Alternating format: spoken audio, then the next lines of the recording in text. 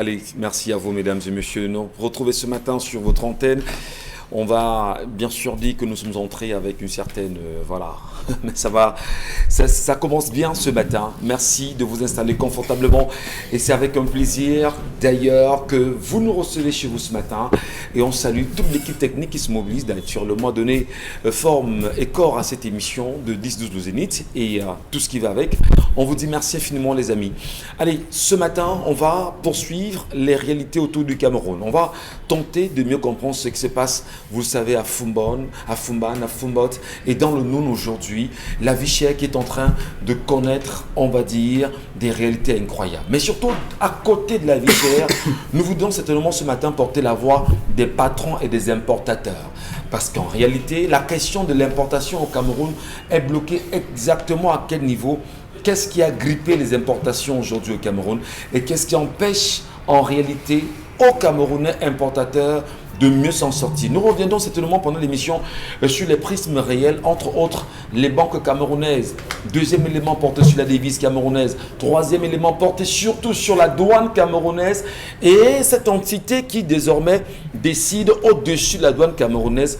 Quatrième entité, on verra le rôle que joue bien sûr le ministère des Finances, pour ne pas parler aussi de la loi des finances de 2022 qui est en application depuis un petit moment quand même.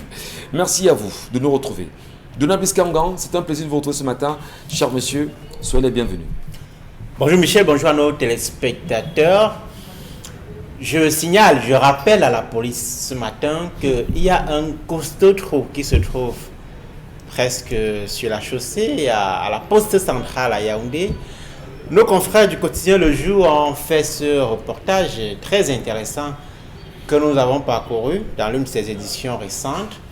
Il y a un gros trou à la poste centrale pour ceux qui nous suivent à Yaoundé.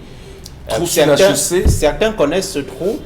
Alors c'est un trou qui sert de lieu de refuge aux pickpockets.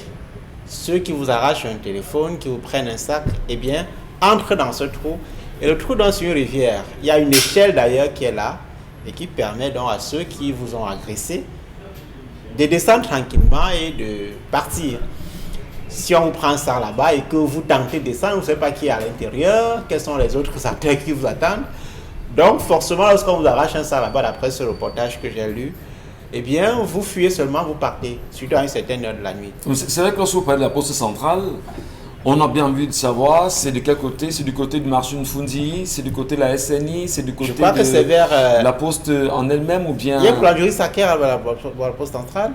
Il y a une boulangerie, oui, pas très loin, en face de la cathédrale. Voilà, exactement. À la montée pour aller vers le marché de Fundi. Absolument. Avant le marché de Fundi. Oui. C'est à ce moment, c'est à cet endroit-là. Voilà.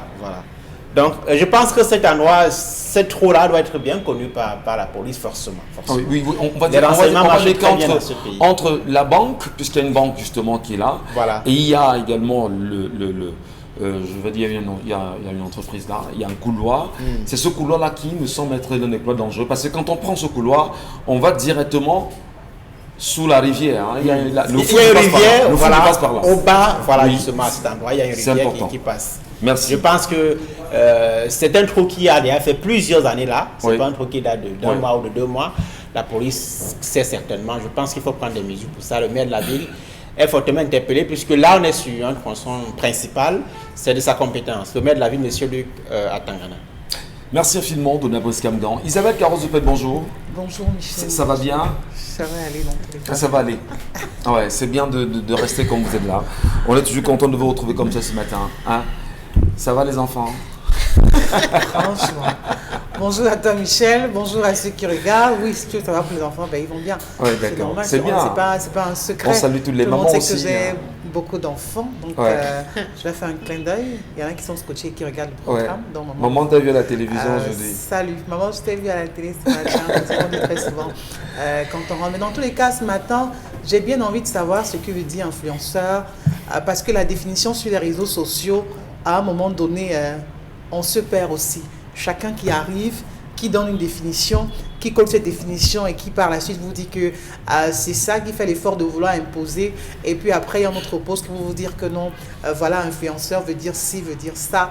Ben, dans tous les cas, retenez que l'idéal c'est d'aller à l'école et vraiment d'avoir les moyens de votre politique. Vous me rejoignez ce matin. Merci beaucoup. Je ne savais pas que je pouvais rentrer dans votre dimension. Merci beaucoup. Géraldine Mafo. Quand on dit Mafo, quand même, il faut respecter. Mais dernièrement, vous êtes... C'est pas n'importe qui porte Mafo. Donna Brice. Absolument. Quand on est je Mafo... porte Mafo comme vous portez... Ngachu. Oui. Non. Si Ngachu, c'est réel. Ce sont mes ancêtres. Mais quand on dit Mafo, il y a dans le mal, il y a toute une maternité, il y a toute une ancestralité, et c'est la mère du chef en réalité. Bon, si vous parlez de maternité, si vous parlez de... C'est beaucoup d'honneur quand même.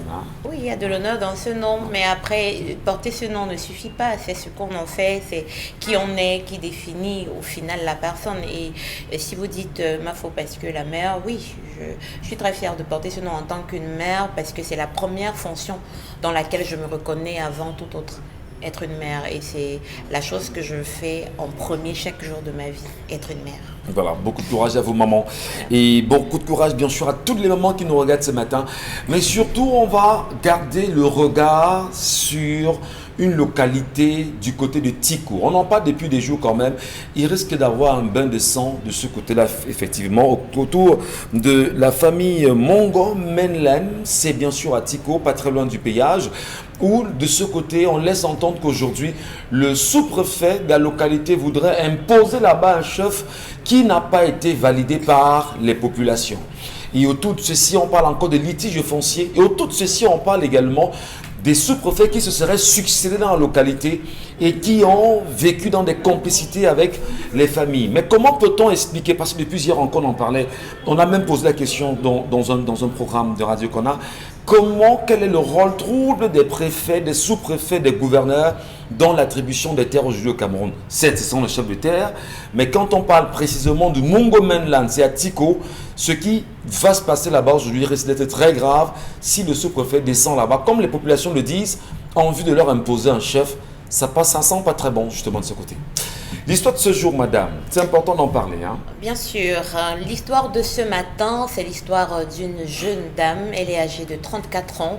Elle est orpheline de mère puisqu'elle ne l'a pas connue. En fait, sa maman a perdu la vie pendant qu'elle lui donnait la vie à elle. Donc, elle ne l'a pas connue. Elle a donc grandi avec sa famille maternelle, dans la maison maternelle, puisqu'elle a grandi avec son grand-père comme père et ses oncles et tantes. Plus tard, c'est après les études secondaires, quand elle va à l'université, qu'elle est prise chez son oncle maternel pour poursuivre ses études. Donc, elle n'a jamais connu sa famille paternelle. Et chaque fois qu'elle a posé la question, on lui a toujours dit, si tu veux honorer la mémoire de ta mère, n'essaie jamais de savoir ces choses-là. Fais avec ce que tu as, fais avec ton grand-père, comme ton père, et fais avec nous, ta famille maternelle. Sauf que ça a toujours été un peu dérangeant pour elle. Elle avait toujours ce brin de vouloir savoir au moins qui était son père, pourquoi il ne s'est jamais jeûné pour savoir où est-ce qu'elle en était. Et une fois qu'elle a rencontré le fiancé avec lequel elle vit en ce moment, elle lui a parlé de la situation et il s'est dit, si tu as envie de savoir, essaie d'avoir de l'information. Et toute recherche faite, elle a pu rencontrer une de ses tantes paternelles qui l'a reçue de manière très froide. Elle n'a d'ailleurs pas compris comment est-ce qu'on peut être aussi froid après avoir retrouvé une nièce après autant d'années. Bon, elle s'est dit, c'est la tante, au moins que je vois mon père et puis peut-être que les choses seront différentes. Sauf qu'une fois, le dimanche où elle a enfin toqué au portail de son père, elle était accompagnée de son fiancé qui avait fait le choix de l'accompagner dans cette mission-là. Elle est arrivée chez un père qu'elle a trouvé plus froid encore que la tante qu'elle avait rencontrée précédemment. Elle lui a dit, son père lui a dit, ah ok, si tu m'as trouvé, c'est bien. Elle a dit, ça fait des années que je voulais te rencontrer et tout. Elle s'attendait à quelque chose de chaleureux, mais elle a vite été désillusionnée. Son père était froid. Il lui a dit, oui, maintenant tu me cherches, donc tu m'as vu, et avec quoi? Elle a dit, bon, papa, c'est que je me marie bientôt et je m'étais dit quand même qu'il fallait que je te connaisse. Il lui a dit, ok, qu'est-ce que vous avez décidé pour la dot? Elle a dit à son père, je voulais au moins qu'on en parle, qu'on prenne connaissance. Il a dit, bon, si tu as décidé que c'est ici, dans ma maison, que vous allez faire la dot, ça va. Si ce n'est pas ça, tu pars et tu continues comme avant.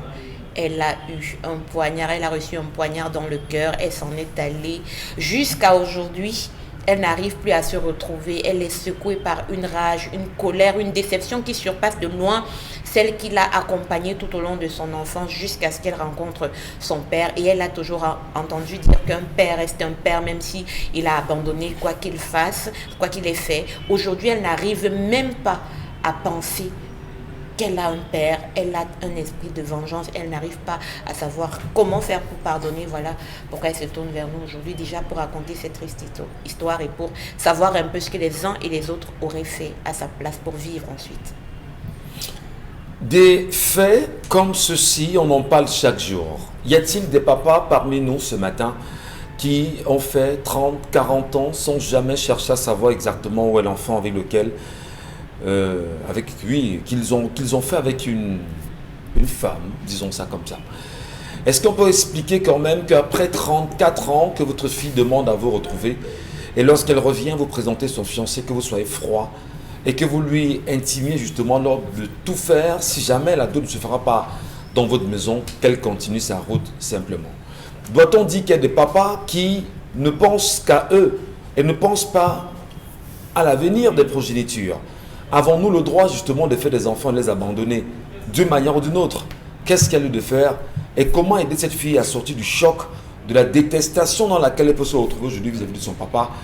Les papas qui nous regardent ce matin, si au moins pour vous entendre, ça nous fera plaisir, mais surtout vous lire.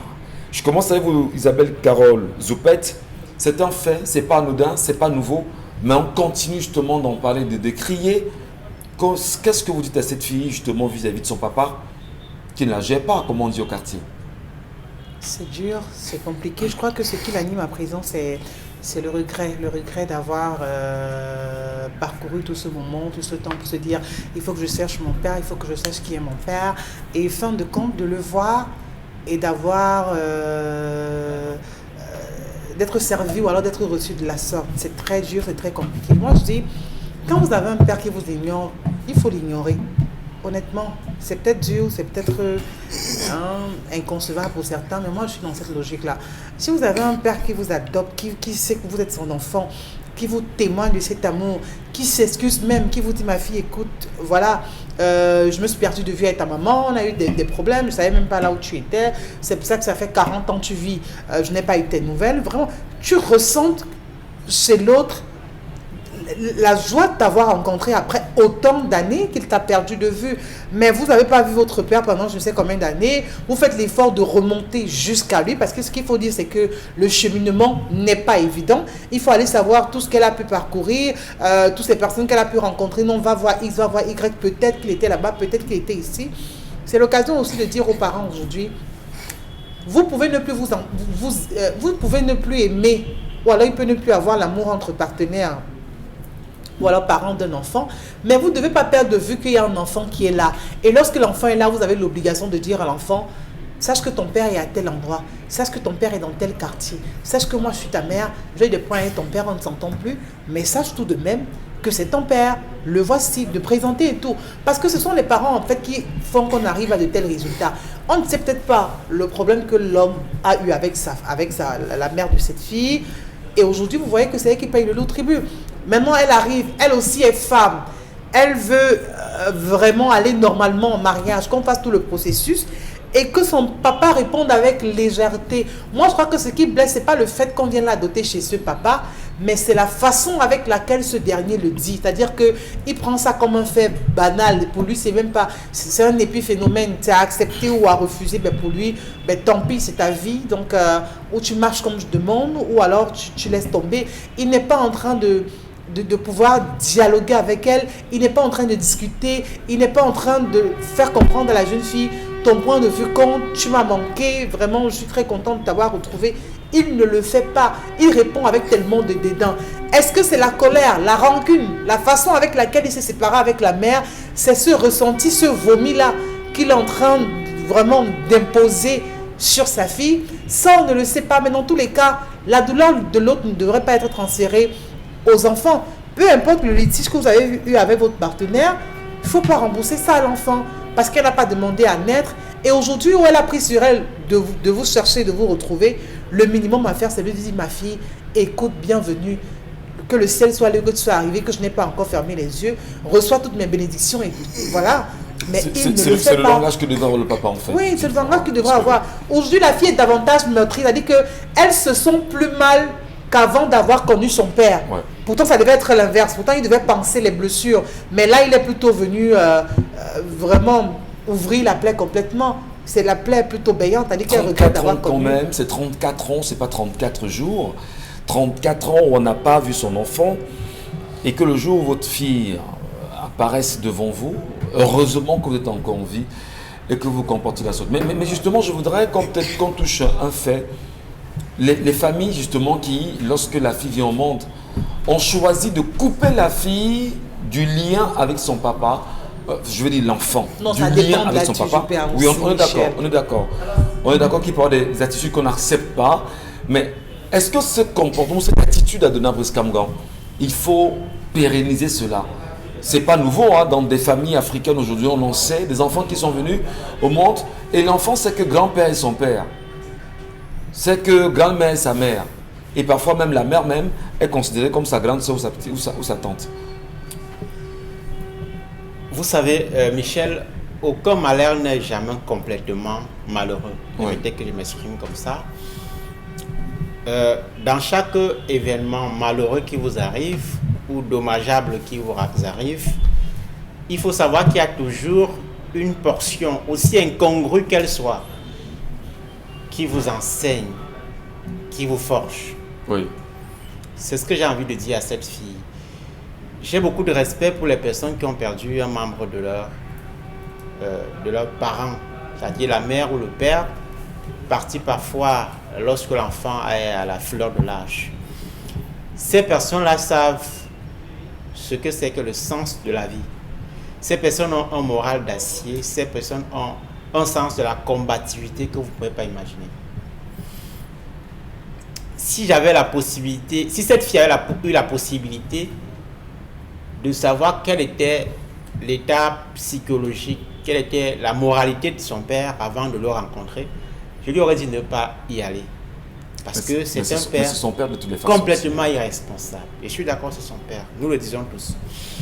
C'est un père complètement irresponsable et je pense que quel que soit le type de conflit qu'on peut avoir avec la mère ou le père, entre le père et la mère d'un enfant, il n'est pas permis de faire subir cela aux enfants. Absolument. Quel que soit le type de conflit, même si c'est une question de vie ou de mort, vraiment les enfants doivent être hors de ça. Et malheureusement, beaucoup de parents, dès qu'il y a la moindre incartade avec la mère ou le père, les enfants en pâtissent. On les inscrit plus à l'école, on n'assure plus le suivi de leur éducation, ils ne sont plus habillés, ils marchent pieds nus, et ainsi de suite. Alors que parfois, ce n'est pas les moyens qui manquent. Je pense que ce papa, effectivement, est le symbole de ces pères qui ne souscrivent pas à leurs responsabilités pour des raisons conflictuelles, de conflits qu'il y a eu avec la maman des enfants. Et justement, je n'ai pas l'impression que l'enfant est venu lui demander un appui quelconque. L'enfant vient lui dire, je suis en passe de me marier et j'ai besoin que tu sois là parce que tu dois recevoir la dot, ainsi de suite. C'est un minimum que cette fille demande. Et je pense que elle qui n'a pas eu droit à l'affection maternelle et paternelle, c'est pas quel âge est-ce qu'elle avait quand la mère est décédée. En lui donnant la vie. Voilà, pendant l'accouchement. Donc, c'est une fille qui vit le déficit d'affection parentale depuis très longtemps et qui aujourd'hui a besoin, ne serait-ce que du quart de cette affection qui lui a manqué. Mais elle constate bien avec nous que c'est impossible, c'est une mission impossible et je pense qu'elle doit immédiatement se raviser parce que si elle continue à mener la démarche pour associer son père à sa vie personnelle, en tout cas, si son père ne revient pas de bons sentiments, en acceptant au moins de bénir ce mariage auquel elle aspire, je pense qu'elle aura beaucoup de mal sur le plan affectif et ça pourrait impacter le reste de sa vie. Donc, je pense qu'elle doit être très mesurée dans la nécessité de considérer absolument son père dans la démarche qu'elle est en train de mener. Je comprends très bien l'intention. C'est le père qui doit être là pour la dot, pour encadrer les futurs mariés. Mais il ne faut pas non plus... Peut-être pas vraiment pour la dot, parce qu'en réalité, bon, il faut qu'il soit présent en tant que géniteur. L'enfant est né sous un toit, l'enfant a eu son grand-père qui l'a quasiment élevé, et même sa famille maternelle. Bon, maintenant, on peut reprocher peut-être à la famille aussi de ne pas prendre la peine de temps en temps, bien d'avoir initié les recherches avec le géniteur pour dire, bon, tu peux ne même pas être responsable, mais au moins que l'enfant sache la famille dans laquelle, de laquelle justement elle vient, parce qu'il y a un père, il y a une mère, il y a des familles. Je crois aussi qu'il y a une responsabilité familiale à ce niveau, M. Kamga. Oui, et c'est pour ça que je souhaitais dire également que il ne faut pas qu'elle rende ce père indispensable. Parce que si après 34 ans, vous rencontrez votre père et qu'il ne manifeste pas de signe d'affection à votre égard, il y a un problème. Il y a un problème. Qu'on aime son père à mourir, vraiment, s'il n'y a pas le moindre retour, vous savez, en amour, lorsqu'il n'est pas partagé, vraiment, l'enfer est d'un seul côté.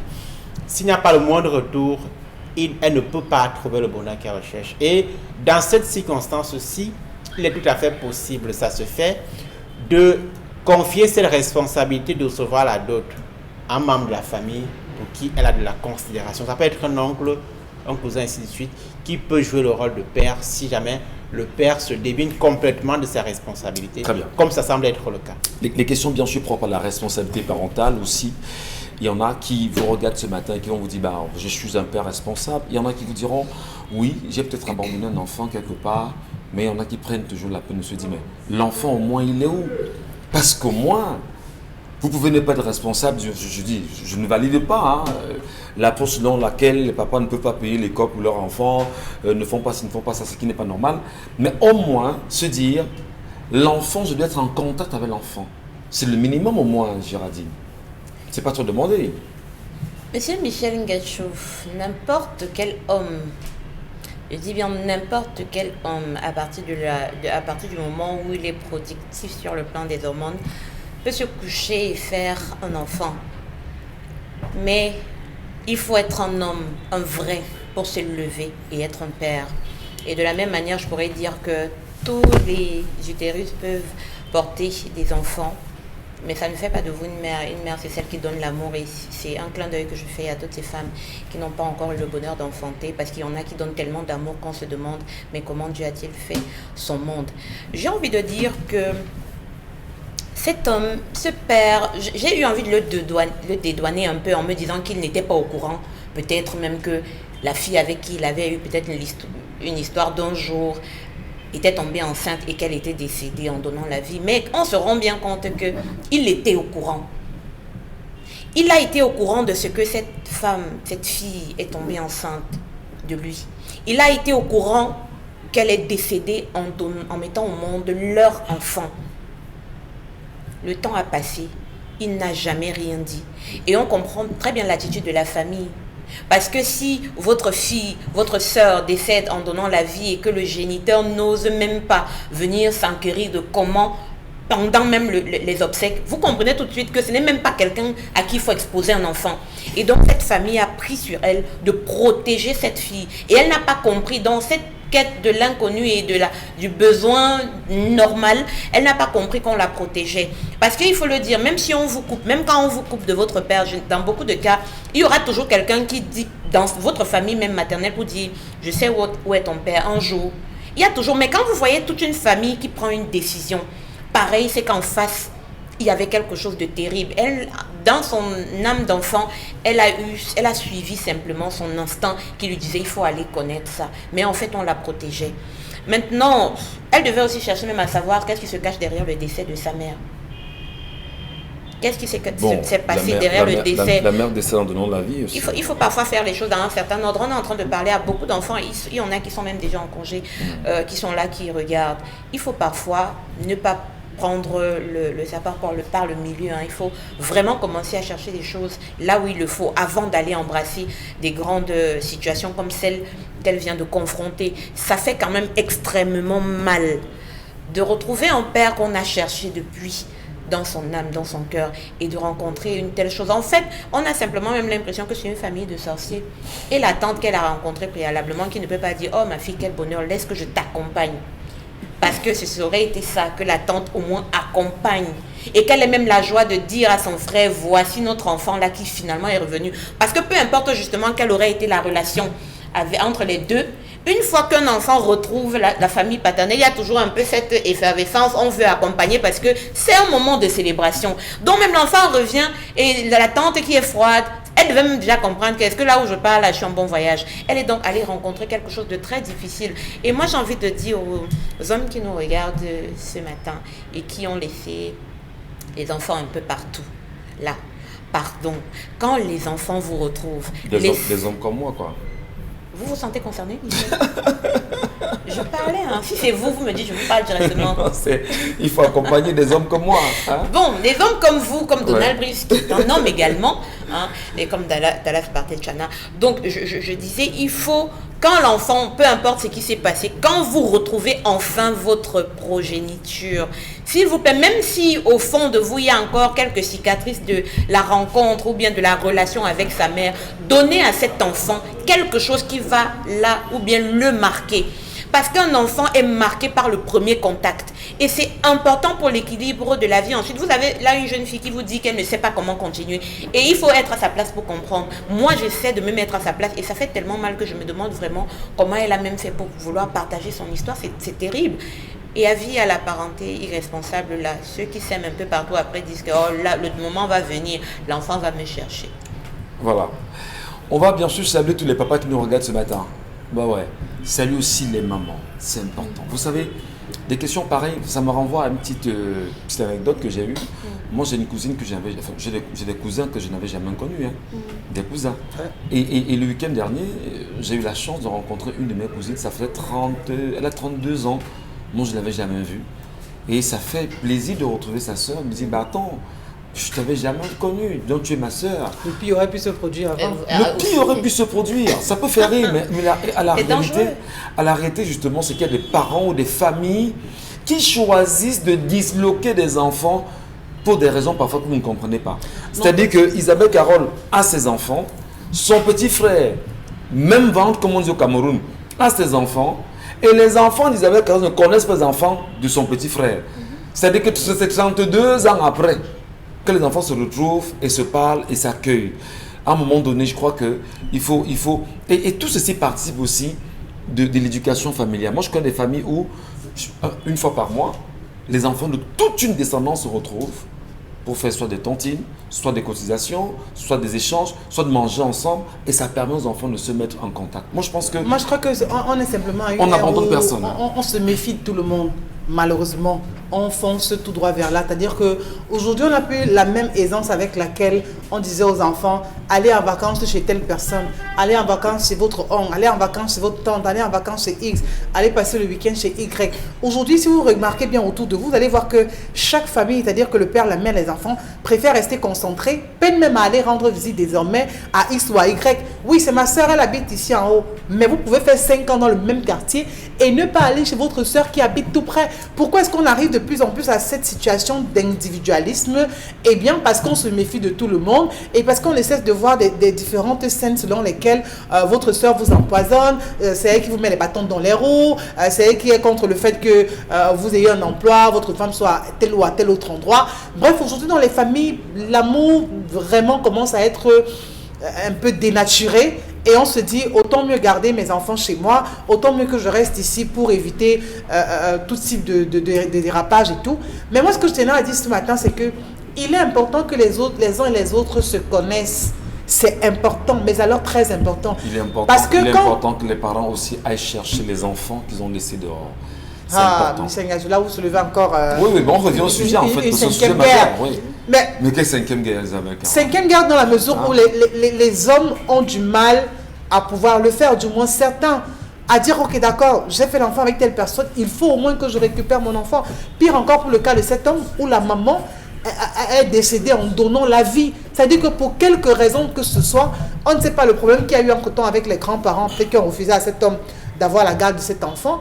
Mais une fois que l'enfant atteint l'âge de la raison, il est important de chercher l'enfant et de dire, sache au moins que je suis ton père, c'est ta famille qui a refusé que je te prenne ou alors que je sois en contact avec toi. Dans tous les cas, ce qu'on a comme conflit dans une relation ne devrait pas impacter sur l'enfant qu'on a eu à l'issue de ces relations, parce que souvenez-vous du jour où cette femme concevait. Le drame, peut-être pour sortir rapidement, c'est que les parents ne soient pas capables d'éduquer leur enfant entre 0 et 11 ans, quand on sait que le ciment de l'éducation d'un enfant, c'est entre 0 et 11 ans, et que le papa ne soit pas là pour donner justement tout ce qu'il a de meilleur à l'enfant, c'est très dangereux. En tout cas, on en reparlera parce qu'il y aura des messages, on lira vos messages, on continuera les commentaires. Madame Bichon s'arrête un instant et on parle de la colère. Donald Biscamouang est là, écoutons-le.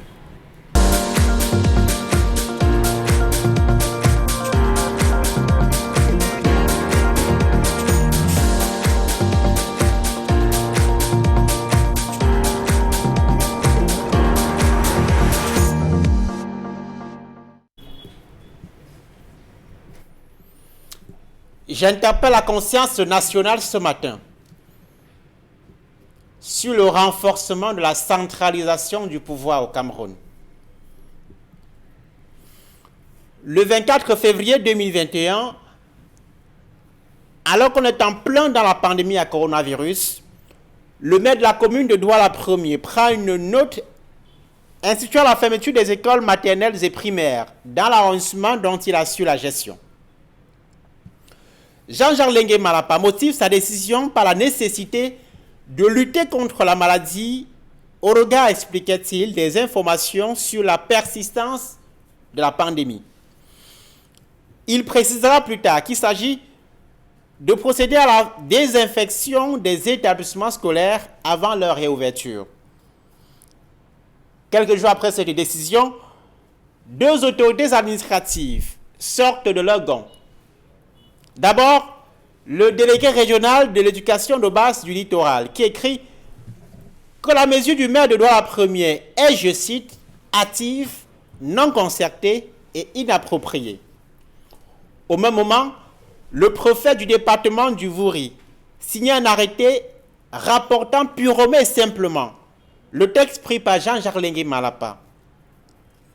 Benjamin Boutou avait convoqué, lui, dans sa réaction musclée, l'article 39, alinéa 3 de la loi du 24 décembre 2019 portant Code général des collectivités territoriales décentralisées et parlant alors d'atteinte à la cohésion sociale et d'incompétence de son auteur. L'article 161 du Code général des collectivités territoriales décentralisées dispose que les compétences suivantes sont transférées aux communes en matière d'éducation. La création, conformément à la carte scolaire, la gestion, l'équipement, l'entretien et la maintenance des écoles maternelles et primaires et des établissements préscolaires, le recrutement et la prise en charge du personnel enseignant d'appoint, l'acquisition du matériel et des fournitures scolaires, entre autres. En fait, le crime du maire de Douala-Premier, comme de Patricia Tomaino Ndamjoya, le maire de Fumban, qui avait été rappelé à l'ordre par le gouverneur de la région de l'Ouest, ou encore Paul-Éric Kingé de son vivant, rabroué par le préfet du Mungo, c'est d'avoir pensé que la loi sur la décentralisation consacrait effectivement le transfert des compétences aux collectivités territoriales décentralisées. L'article 39 de la loi sur les CTD dispose que ces collectivités exercent leur mission dans le respect de la Constitution, des lois et règlements en vigueur. Aucune collectivité, poursuit la loi, ne peut délibérer en dehors de ses réunions légales, ni sur un objet étranger à ses compétences, ou porter atteinte à la sécurité de l'État, à l'ordre public, à l'unité nationale et à l'intégrité territoriale. En cas de violation par une collectivité territoriale de ces dispositions de l'alinéa 1 ci-dessus, la nullité de la délibération ou l'acte incriminé est constaté par arrêté du représentant de l'État, sans préjudice de toute autre sanction prévue par la législation en vigueur. Le représentant de l'État prend à cet effet toute mesure conservatoire appropriée le constat qu'on peut aisément faire en lisant ces dispositions, c'est que l'État a transmis des compétences aux communes, mais reste fortement présent. Première chose, le caractère arbitraire que revêt au quotidien l'appréciation de la notion de trouble à l'ordre public est de nature à faire des maires, dans le cadre de la décentralisation, des moutoukou des préfets, parlons comme au quartier. Deuxième chose, les habitudes. À chaque sortie d'un préfet s'adressant à un maire au Cameroun, on perçoit sans aucun effort l'arrogance, la condescendance, le mépris, voire la défiance. On l'a vu à Njome Penja en juin 2020, lorsque le maire de l'époque revendiquait la prise en compte des intérêts des communes, de la commune dans l'exploitation des carrières. On l'a vu à Yaoundé récemment lorsqu'il a fallu arbitrer le conflit entre les maires d'arrondissement et le maire de la ville. Ces attitudes de piétinement des maires visent à passer un seul message aux autres élus des 4 coins du Cameroun. C'est l'État, c'est Yaoundé qui gère, qui donne et retire telle ou telle compétence, peu importe la loi.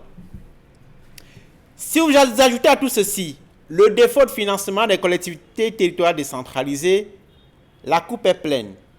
Ne parlons pas des dispositions du Code voté en décembre 2019 et dont une vingtaine de décrets d'application restent toujours attendus jusqu'à ce jour. Certains avaient pensé que la loi de décembre 2019 était un texte marquant l'âge d'or de la décentralisation au Cameroun. Mais que non, il faudra repasser. Il n'est pas inutile de rappeler le contexte dans lequel ce Code général des collectivités territoriales décentralisées a été adopté. C'est la déflagration sociale dans les régions du nord-ouest et du sud-ouest qui a mené le pouvoir à réaménager la loi sur la décentralisation au Cameroun. Le pouvoir a tremblé, s'est senti acculé et a été contraint de se bouger, de faire un grand de concessions. Ces concessions qu'il est en train d'avaler très rapidement depuis ce temps-là. Désormais, le pouvoir est revenu à sa propre nature. Un pouvoir centralisé, jacobin, qui avale et dévore tout sur son passage. La systématisation des fameuses hautes instructions du chef de l'État est là pour rappeler que tout se gère et tout se décide à Yaoundé.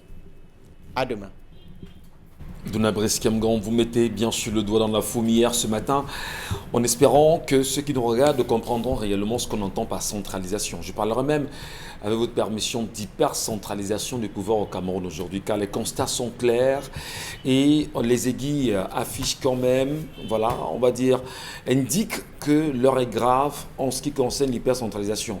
Une question évidente portée sur la décentralisation aujourd'hui au Cameroun et qui semble être un réel serpent de mer. Beaucoup s'amusent à le dire, que le Cameroun est décentralisé, que non, les réalités sont quand même particulières. En tout cas, on en parle, on débat.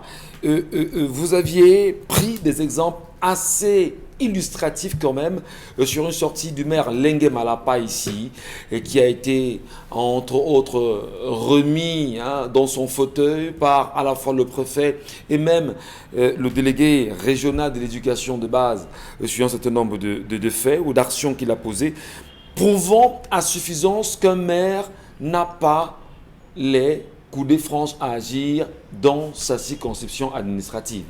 C'est bien dit, Isabelle Carozepet. À quoi nous servent les maires aujourd'hui quand ils ne peuvent pas décider? Ils servent de décor. Oui. Des décors, hein?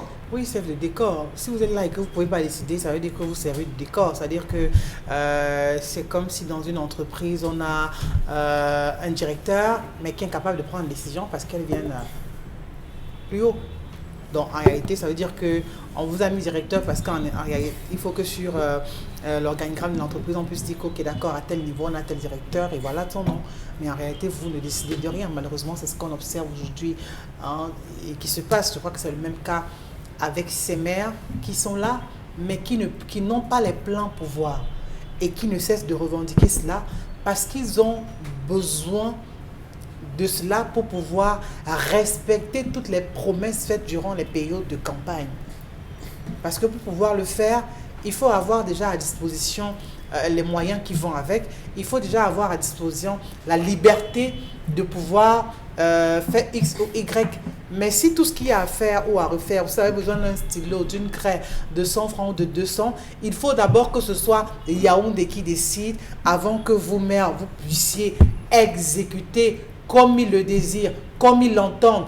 Pourtant, eux, contrairement à vous, ils ne sont pas sur le terrain et n'ont pas la possibilité de pouvoir apprécier la situation autant que vous et ne peuvent pas apprécier l'urgence ou du moins la nécessité. C'est bien triste lorsqu'on voit des sous-préfets, des préfets et des maires en voulant piétiner l'autre. On a l'impression qu'on ne parle plus, que tous ne sont pas des administrés. Absolument. Pourtant, l'image qu'on doit renvoyer, c'est-à-dire que c'est de pouvoir gérer des casseroles en interne et montrer au peuple qu'en effet, on évolue en synergie. C'est une combinaison, c'est une chaîne dans laquelle chacun a sa part de responsabilité. Malheureusement, aujourd'hui, on n'est pas en train de constater cela. Et ce sont les populations qui payent le prix. C'est un peu comme la centralisation aujourd'hui des caisses. On en a longuement parlé. Il faut pouvoir identifier ou alors énumérer les conséquences ou du moins les inconvénients pour comprendre que ça ne profite à personne, sinon à une poignée de personnes. Mais quand on est conscient de ça et on se dit, ok, d'accord, on va toujours rester dans la même logique, ben on comprend que le Cameroun, c'est pour d'autres et pas pour certains. Alors, mais il y a quand même qu'il faut qu'on s'accorde que lorsqu'un maire est élu, on l'appelle l'élu local, le maire est élu et il y a ce qu'on appelle la discipline du parti qui s'applique forcément à l'élection de certains maires aujourd'hui. On sait exactement combien de partis politiques dits de l'opposition occupent les sièges des mairies au Cameroun aujourd'hui.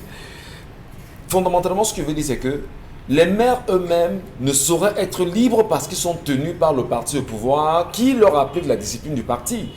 Alors les maires ne sont-ils pas eux-mêmes complices de la centralisation que nous décrions ce matin?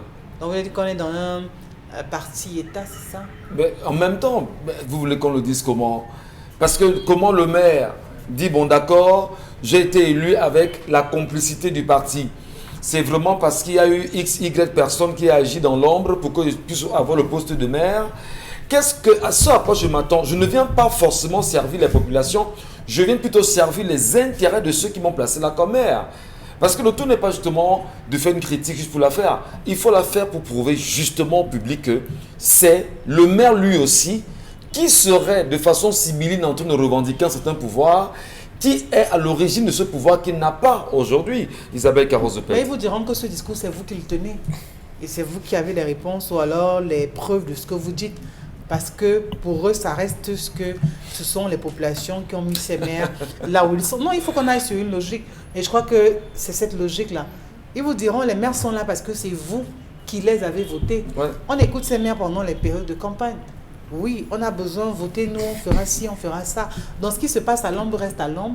Et encore qu'on vous dira que ça dépend de ce que vous mettez dans l'ombre aussi. Dans tous les cas, nous on s'en tient au fait qu'on a besoin de pouvoir faire en sorte qu'on respecte un certain nombre de choses.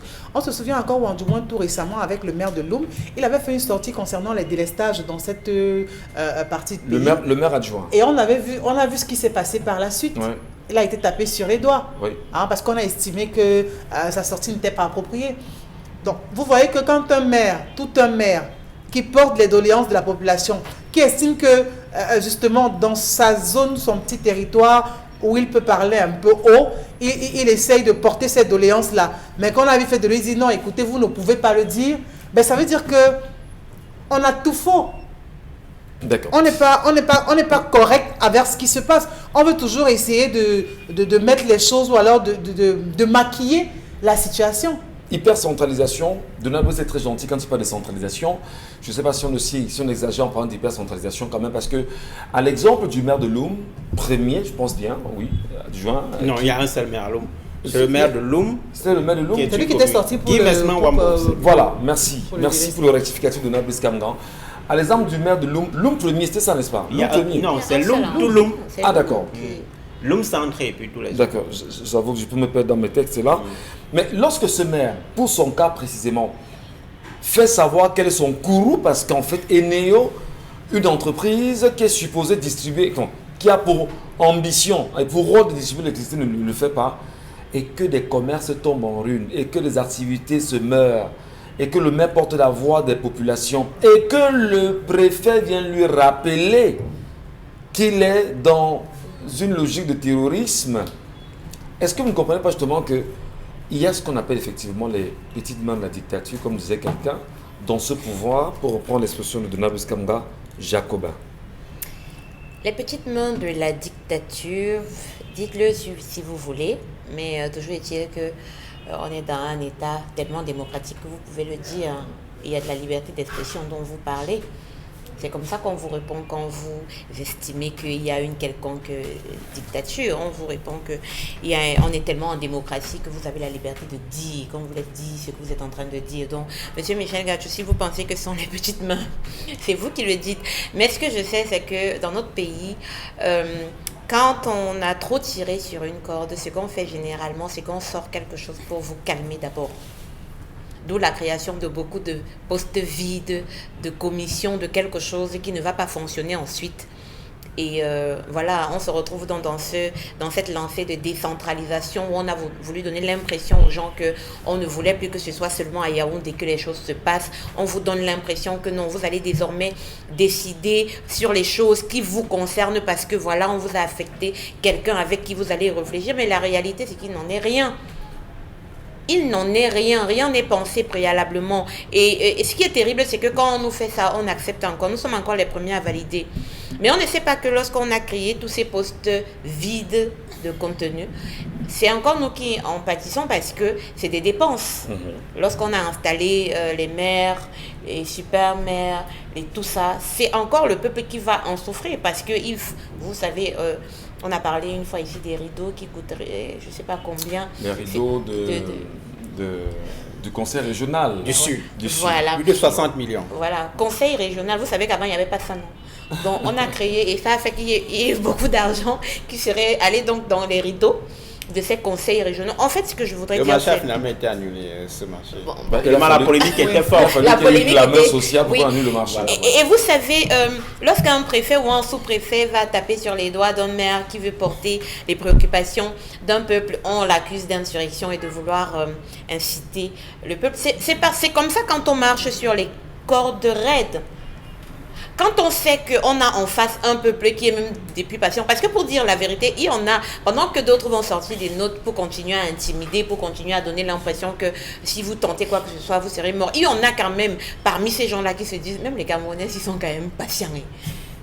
Oui, la réalité, c'est qu'il y en a parmi eux qui savent que maman, on peut faire ça au Cameroun. Ils supportent, ils sont quand même patients. Allons, poussons un peu, peut-être ils vont encore digérer. Vous le savez, ça veut dire qu'il y a quand même une conscience de ce que chaque chose qu'on fait, le peuple peut quand même réagir un jour. Donc c'est pas comme s'il serait surpris si le peuple se levait. C'est pas comme s'il chercherait à taper forcément sur un maire. Ils savent très bien que tout ce qui se passe là participe de l'insurrection que ce système même met sur pied. Ce ne serait pas un individu. Donc l'impression ou l'illusion de décentralisation, je dis encore, ce n'est qu'une illusion parce que dans les faits, il n'en est rien. Tout se décide là où ça se décidait toujours. Et il y a cette petite guéguerre parce que quand vous voulez parler, on a le sentiment que vous voulez faire une chose que les autres ne font pas encore. Donc si vous êtes le premier, ben, c'est grave. Il a évoqué tout à l'heure le texte de loi de 2019 sur la décentralisation. C'était dans une fumustierie de mettre en place... Oui, parce qu'on veut savoir s'il y a un texte de loi qui encadre toute la décentralisation, on parle bien de 2019, et qu'on ne soit pas capable de l'appliquer, au final, en quoi est-ce qu'on aide le Camerounais à aller de l'avant, et même le Cameroun, véritablement? Monsieur Michel Gachou, j'ai toujours souvent dit que les textes peuvent avoir quelques petites choses qui ne tiendraient pas et qu'il faille mettre à jour. Mais la problématique ou le réel problème au Cameroun, c'est parfois qu'on applique mal certaines choses ou qu'on n'applique pas du tout. Dans les textes, il faut peut-être modifier une ou deux choses. Mais la réalité, le réel problème du Cameroun, c'est que même ce qu'on a dit qu'on devait faire, on ne fait pas. Et quand on veut faire, chacun fait comme il veut.